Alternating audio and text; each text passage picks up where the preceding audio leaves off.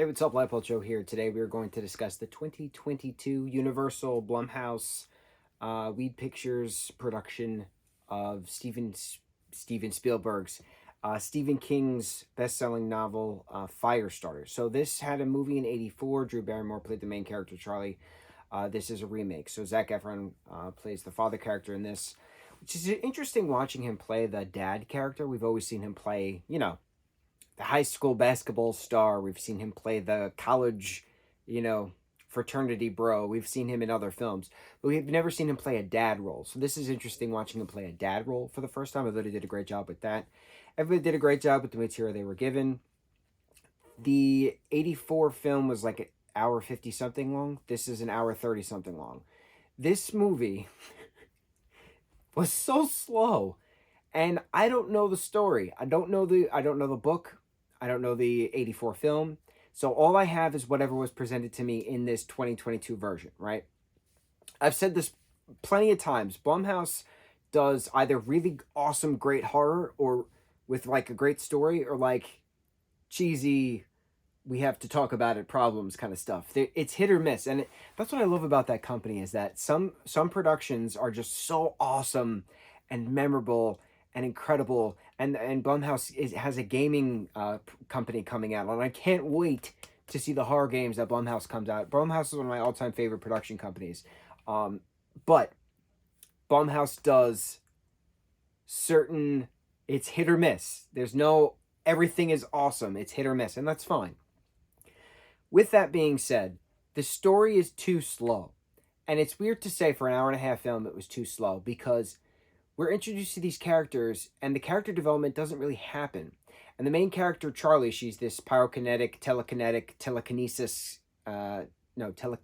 and telepathic, there we go, individual. She inherited this stuff from her parents, who were both doing, trials in college. They were given the serum to amplify human abilities, right? So they have their own versions of their own human abilities amplified, and then they passed it on to their daughter. So she's the first of her kind in that she's in the sense of, doesn't need the chemical for the boost. She was born with the boost for the whatever. So she inherited both dad's telekinetic, mom's telepathy, but she herself has her own pyrokinetic. Okay.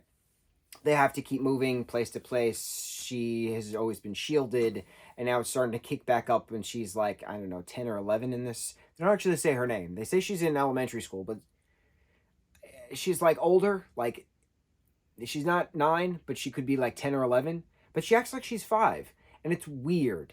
It's very weird. She acts like a 5-year-old, and she's supposed to be in like 5th or 6th grade in this or whatever. Like, I don't know. It was strange.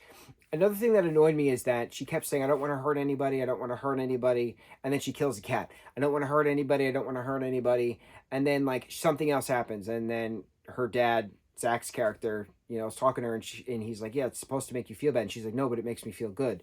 But then like, I don't want to hurt anybody, but it makes me feel good. I don't want to hurt anybody, but let me kill this cat. I don't want to hurt anybody, but it makes me feel good. I don't want to hurt anybody, but you know what? I'm going to kill this guy because he has a gun. I don't want to hurt anybody. I'm going to kill 30 people in this military facility that's holding my dad hostage, even though I don't want to kill anybody. It makes no sense. It makes no sense. Give me a character with actual development. If we're going to compare it then within the Elle character of Stranger Things, right? She is the byproduct. This is very Stranger Things. I can see a lot of influence from Stephen King's Firestarter because of this. A kid is born with abilities because of experiments that happened on her mother. That's literally page to screen, plot for plot. Stranger Things, Elle's birth to Firestarter's Charlie's birth. Same exact thing, right? So Elle has character development within Stranger Things. We talked about how incredible Stranger Things is. She understands that what she can do. She understands why it's bad to do these things. She understands that she only does these things to protect those around her in a saving aspect, not to go on a killing spree, but for a protection aspect. Charlie goes on a killing spree, and it's frustrating because she says, I don't want to kill anybody, but it makes me feel good. But I don't want to kill anybody. I know it's bad. I don't want to kill anybody. I'm going to kill 30 people in this facility. It's strange. It's strange. Unless the 30 people in the facility were because her father told her to do it in that telekinetic pushing aspect, which happened, but then it broke because she wound up killing him anyway. And then she goes on the killing spree after he says burn it down. So maybe in hindsight, it's not her doing it. But no, it is her doing it because when he pushes people in that telekinetic aspect, their pupils go very, very wide. And hers went very, very wide at the beginning, but then they went back to their normal size. So it was definitely her going on that killing spree after, their little chat and her killing him. I don't know, man. It was annoying. The only saving grace of this was this 80s synth music throughout the entire thing. I really loved the last 30 seconds where the villain, quote unquote, who was also experimented on, who's the one who killed her mother, grabs her by the hand at the end on the coastline, picks her up, and then walks out to the shore. I say I love it because of how stupid it was shown. You're going on a killing spree and you're going to let this man live. It was just, it was strange. The favorite aspect of that last 30 seconds was how the two of them are walking away and then the credits roll like an 80s film, like an 80s horror film. So that I appreciated. That I appreciated with that 80s synth aspect to it. So it was a nod to the 80s era of when the book was created. But bro, I did not like the film. It's unfortunate. It happens. Certain blood aspects were cool, but that's really it. We watched it. On to the next review. Mucho mahalo.